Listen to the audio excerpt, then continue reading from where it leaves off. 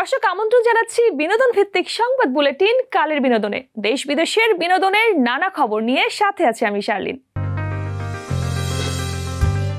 এবার সালমান শাহর মৃত্যু নিয়ে কথা বললেন নাটকের তারকারা। জাঁকজমক আয়োজনের মধ্য দিয়ে শেষ হলো কালচারাল ফেস্ট সিজন 3। লালন ব্যান্ডের কনসার্টে হট্টগোল, আহত 20। ঢাকায় আসছে উপমহাদেশের জনপ্রিয় ব্যান্ড জাল। বাংলা চলচ্চিত্রের উজ্জ্বল নক্ষত্র সালমান শাহ মৃত্যুর 29 বছর পেরিয়ে গেলেও নতুন প্রজন্মের নাট্য অভিনেতা অভিনেত্রীরা আজও তার অভিনয় স্টাইল আর ব্যক্তিত্ব নিয়ে উচ্ছ্বসিত। তাদের মন্তব্য নিয়ে বিস্তারিত দেখুন প্রতিবেদনে। বাংলা চলচ্চিত্রের ক্ষণজন্মা নক্ষত্র সালমান শাহ মৃত্যুর 29 বছর পরও কেন তিনি এখনও এত প্রাসঙ্গিক? তার অভিনয় স্টাইল আর ব্যক্তিত্ব সবই যেন আজও অনুপ্রেরণা নতুন প্রজন্মের কাছে। তার জনপ্রিয়তা শুধু সিনেমা অঙ্গনেই ছিল না, অল্পদিনের নাটকের ক্যারিয়ারও ছিল তার অনেক শুভাকাঙ্ক্ষী। সালমান শাহ অনেক অন্তরঙ্গ ছিলেন সহশিল্পীদের সঙ্গে, পাশাপাশি তার পরিবারের সাথেও ঘনিষ্ঠ সম্পর্ক ছিল গুণী অভিনেতা আবুল হায়াতের। আমাদের তো অত্যন্ত ভক্তি শ্রদ্ধা করতো, আমার পারিবারিকভাবেও আমাদের সাথে পরিচিত ছিল তার মা বাবা। তার আত্মহত্যাই হোক বা হত্যাই হোক, যেটা হোক, খুবই দুঃখজনক ব্যাপার ছিল। এখনো ওটা মনে পড়লে কষ্ট হয়। অভিনয় নয়, সালমান শাহর স্টাইল ও ফ্যাশন সচেতনতাও ছিল আলোচনার কেন্দ্রে, এমনই মত জানালেন অভিনেত্রী অহনা রহমান। বাংলাদেশে যদি আর সালমান শাহ থাকতেন তাহলে বাংলাদেশটা বলিউড হয়ে যেত হয়তো। অবশ্যই এটা যাচাই করা উচিত যে হত্যা না আত্মহত্যা, এটা অবশ্যই ইনভেস্টিগেট করা দরকার। সালমান শাহ ছিল আমাদের স্বপ্নের নায়ক, সবাই তাকে পছন্দ করতো। আমরা, আমাদের মারা ছবি দেখতো, বাবারা ছবি দেখতো, তার ইয়াং জেনারেশন তখনকার যারা ছিল তাদের তো একদমই মুগ্ধ ছিল তার প্রতি। সে অকালে তার মৃত্যু হয়েছে, এটা আমাদের ইন্ডাস্ট্রির জন্য বিশাল এক ক্ষতির বিষয়, এটা অস্বীকার করার কোনো জায়গা নাই। সালমান শাহ নেই, কিন্তু তার স্মৃতি আজও রয়ে গেছে পর্দার প্রতিটি ফ্রেমে। প্রজন্ম পেরিয়ে তার জনপ্রিয়তা প্রমাণ করে সত্যিকারের তারকারা কখনো হারিয়ে যান না, তারা থেকে যান মানুষের হৃদয়ে। সঙ্গীত, শিল্প ও সংস্কৃতি, এই তিনের মেলবন্ধনে রাজধানীতে শেষ হলো youth hub present cultural fest season 3। 31 October ঢাকার আলোকি কনভেনশন সেন্টারে শুরু হওয়া উৎসবটি শেষ হয় 1 নভেম্বর। এবারের আয়োজনকে সঙ্গীত প্রেমীদের মুগ্ধ করতে মঞ্চ মাতান F Minor, Calypso, Mechanics, Avoid Rafa, নেমেসিসের মতো ব্যস্ত ব্যান্ড দলগুলো। এছাড়া দেশের বিভিন্ন বিশ্ববিদ্যালয়ের সবচেয়ে প্রতিভাবান পারফর্মাররা গান পরিবেশন করেন এই আয়োজনে। গানের পাশাপাশি উৎসব জুড়ে ছিল 100টিরও বেশি স্টল, যেখানে দর্শনার্থীরা উপভোগ করতে পারছেন বৈচিত্র্যময় খাবার, ফ্যাশন সামগ্রী, হাতের তৈরি শিল্পপণ্য ও আর্ট এক্সিবিশন। হবিগঞ্জের বৃন্দাবন সরকারি কলেজের রজত জয়ন্তী অনুষ্ঠানে লালন ব্যান্ডের পরিবেশনার সময় দর্শকদের মধ্যে সংঘর্ষ বাধে। বোতল ছোড়া থেকে শুরু হয়ে চেয়ার ছোড়াছুড়িতে রূপ নেয়। আহত হন অন্তত 20 জন। কলেজের ব্যবস্থাপনা বিভাগের 25 বছর পূর্তি উপলক্ষে আয়োজিত দিনব্যাপী অনুষ্ঠানের শেষে রাতে লালন ব্যান্ড মঞ্চে ওঠে। দুটি গান পরিবেশনের পর দর্শকদের মধ্যে দাঁড়ানো নিয়ে বাঘ বিতণ্ডা শুরু হয়, যা মুহূর্তেই সংঘর্ষের রূপ নেয়। একদল যুবক মঞ্চের দিকে বোতল ছুঁড়ে মারলে বিশৃঙ্খলা ছড়িয়ে পড়ে। শুরু হয় চেয়ার ছোড়াছুড়ি ও ধাক্কাধাক্কি। এতে অন্তত 20 জন আহত হন এবং আতঙ্কে অনুষ্ঠান বন্ধ করে দেওয়া হয়। পরে মঞ্চ ও আশেপাশে ভাঙচুরের ঘটনাও ঘটে। সব জল্পনা শেষ। 28 নভেম্বর ঢাকায় কনসার্টে আসছে উপমহাদেশের জনপ্রিয় ব্যান্ড জাল। 300 ফিট সংলগ্ন এক ভেন্যুতে হবে বছরের সেরা open air musical event sound for soul. কনসার্টে জালের আবেগঘন সুরের পাশাপাশি দেশীয় রক ব্যান্ড ওয়ারফেজ এবং লেভেল 5 এর উত্তেজনাপূর্ণ পারফরমেন্স শোনার সুযোগ থাকবে। দীর্ঘ 1 বছর বিরতির পর স্টেজ কোর আয়োজনেই অনুষ্ঠিত হবে আন্তর্জাতিক মানের এই জমজমাট ওপেন এয়ার ইভেন্ট, যা হবে মৌসুমের সবচেয়ে বড় এবং সমৃদ্ধ কনসার্ট। দর্শক, এই মুহূর্তে নিয়ে নিচ্ছি ছোট্ট একটি বিরতি। ফিরে এসে জানবো 60 বছরে পা দিলেন শাহরুখ খান। নভেম্বরে যা যা দেখবেন ওটিটি বা প্রেক্ষাগৃহে। এক্সট্রিম মশার কয়েল প্ল্যান্ট ফাইবার দিয়ে তৈরি, তাই সহজে ভাঙে না, সুগন্ধিযুক্ত ও নিরবিচ্ছিন্নভাবে জ্বলে। ডেঙ্গু, চিকুনগুনিয়া বাহি সহ যে কোনো মশার বিরুদ্ধে দেয় এক্সট্রিম সুরক্ষা। দর্শক, বিরতির পর আবারও স্বাগত জানাচ্ছি বিনোদন ভিত্তিক সংবাদ বুলেটিন কালের বিনোদনে। সাথে আছি আমি শার্লিন। চলতি বছরটা বলিউড বাদশাহ শাহরুখ খানের জন্য একটু বেশি বিশেষ, কারণ তার সন্তানদের প্রতিভা বিকশিত এবং বাস্তবায়ন হতে দেখছেন তিনি। একদিকে বড় ছেলে আরিয়ানের সিনেমা মুক্তি, আর অন্যদিকে বাবা মেয়ের রসায়ন সিনেমার পর্দায়। সেই ঝলক দিয়ে কিং ছবির টিজার প্রকাশিত হয়েছে রোববার। টিজারের শুরুতেই শোনা যায় শাহরুখের সেই গভীর ভয়েস। কতটা খুন করেছে মনে নেই, ভালো লোক না খারাপ লোক কখনো জিজ্ঞেস করিনি, এই এক লাইনেই যেন ফিরিয়ে আনলো ডন রাইজার জওয়ানের সেই কিংবদন্তি ভঙ্গি। ফার্স্ট লুকে শাহরুখকে দেখা যাচ্ছে একদম নতুন রূপে, সাদা চুলে, দাড়িতে, তীক্ষ্ণ দৃষ্টিতে এক স্টাইলিস্ট উপস্থিতি। যেন বুড়ো নয়, বরং আরও ভয়ঙ্কর এক রাজা ফিরে আসছে। এই সিনেমায় শাহরুখের সঙ্গে থাকতে পারে দীপিকা পাড়ুকোন, অভিষেক বচ্চন, সুহানা খান ও অভয় ভার্মা। ধারণা করা হচ্ছে 2026 সালেই বিশ্বব্যাপী মুক্তি পাবে কিং। প্রেক্ষাগৃহে আছে বড় তারকা, আলোচিত নির্মাতার সিনেমা, ওটিটিও জমজমাট। নতুন সিনেমা সিরিজ তো আছেই, সঙ্গে মুক্তি পাবে আলোচিত সিরিজের নতুন মৌসুম। নভেম্বরে প্রেক্ষাগৃহ ও ওটিটি মুক্তির অপেক্ষায় থাকা দেশি বিদেশি সিনেমা ও সিরিজের খবরাখবর জানাচ্ছেন সাজিয়া ইসলাম। অনেক বড় কাজ করেছেন। প্রেক্ষাগৃহে মুক্তির পর এবার ওটিটি প্ল্যাটফর্ম বঙ্গতে মুক্তি পেয়েছে জয়া আহসান অভিনীত সিনেমা ফেরেশতে। বাংলাদেশ ইরান যৌথ প্রযোজনায় নির্মিত সিনেমাটি পরিচালনা করেছেন ইরানি পরিচালক মুর্তুজা অতাশ জমজম।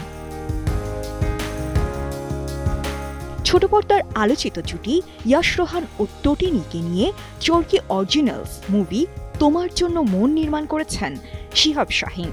6 নভেম্বর থেকে দেখা যাবে দুষ্টু মিষ্টি প্রেমের গল্পে নির্মিত সিনেমাটি। 7 বার জাতীয় চলচ্চিত্র পুরস্কারপ্রাপ্ত সুরকার ইমন সাহা এবার আসছেন সিনেমার পরিচালক হয়ে। তার প্রথম পূর্ণদৈর্ঘ্য সিনেমা সাইলেন্স এ মিউজিক্যাল জার্নি মুক্তি পাবে 7 নভেম্বর।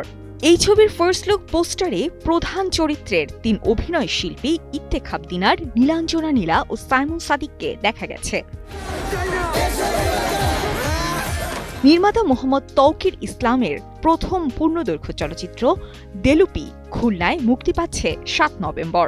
এরপর 14 নভেম্বর থেকে দেশ জুড়ে মুক্তি পাবে। 14 নভেম্বর প্রেক্ষাগৃহে মুক্তি পাচ্ছে গোয়ার। রকিবুল আলম পরিচালিত এই সিনেমায় সমাজের বিভিন্ন স্তরের মানুষের জীবনচিত্র তুলে ধরা হয়েছে। এটি প্রযোজনা করেছেন হেলেনা জাহাঙ্গীর। প্রিডেটর ফ্র্যাঞ্চাইজির নবম সিনেমা মুক্তি পাবে 7 নভেম্বর। একই দিনে বা কাছাকাছি সময়ে ঢাকাতেও মুক্তি পাওয়ার কথা সায়েন্স ফিকশন অ্যাকশন সিনেমাটির। ড্যান ট্রাচেনবার্গের সিনেমাটির প্রধান চরিত্রে অভিনয় করেছেন এল ফানিন। রায়ান মার্ফির লিগাল ড্রামা সিরিজ অলস ফেয়ার দিয়েই গুরুত্বপূর্ণ চরিত্রে অভিনয় করতে দেখা যাবে কিম কার্দাশিয়ানকে। 10 পর্বের সিরিজটির প্রথম 3 পর্ব আসবে সোমবার, বাকি পর্বগুলো ধারাবাহিকভাবে মুক্তি পাবে আগামী 23 ডিসেম্বর পর্যন্ত। ইন্টারন্যাশনাল এমিজয়ী ভারতীয় সিরিজ দিল্লি ক্রাইমের নতুন মৌসুম আসবে 13 নভেম্বর। আবারও বর্তিকা চতুর্বেদীর চরিত্রে দেখা যাবে শেফালি শাহকে। তানুজ চোপড়া পরিচালিত এই নতুন মৌসুমে দিল্লি পুলিশ আবারও মুখোমুখি হতে চলেছে এক ভয়াবহ অপরাধ চক্রের মানব পাচার সিন্ডিকেটে।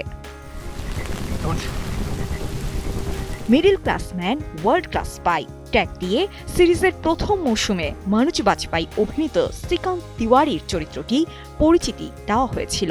আলোচিত প্রথম 2 মৌসুমের পর নির্মাতাদ্বয় রাজ ও ডিকে এবার ফিরছেন দ্য ফ্যামিলি ম্যানের 3য় সিরিজ নিয়ে। 80 দশকের পপ কালচারের নানা উপজীব্য ঘটনায় ইন্ডিয়ানার কাল্পনিক শহর হকিংসের প্রেক্ষাপটে নির্মিত সিরিজটি মুক্তির পরেই দুনিয়া জুড়ে ব্যাপকভাবে আলোচিত হয়। 2016 সালে প্রথম মুক্তির পর পেরিয়েছে 9 বছর। এবার আসছে সিরিজটির 5ম ও শেষ মৌসুম। এবারের পর্বগুলো আসবে 2 কিস্তিতে। প্রথম কিস্তির 4 পর্ব মুক্তি পাবে 26 ডিসেম্বর, পরের 3 পর্ব আসবে 25 ডিসেম্বর।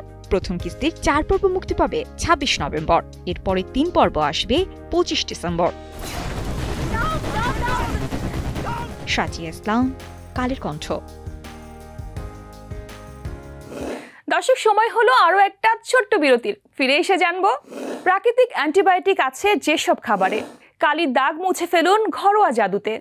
এক্সট্রিম মশার কয়েল প্ল্যান্ট ফাইবার দিয়ে তৈরি, তাই সহজে ভাঙে না, সুগন্ধিযুক্ত ও নিরবিচ্ছিন্নভাবে জ্বলে। ডেঙ্গু চিকুনগুনিয়া বাহি সহ যে কোনো মশার বিরুদ্ধে দেয় এক্সট্রিম সুরক্ষা। দর্শক, বিরতির পর আবারও স্বাগত বিনোদন ভিত্তিক সংবাদ বুলেটিন কালের বিনোদনে। সাথে আছে আমি শার্লিন।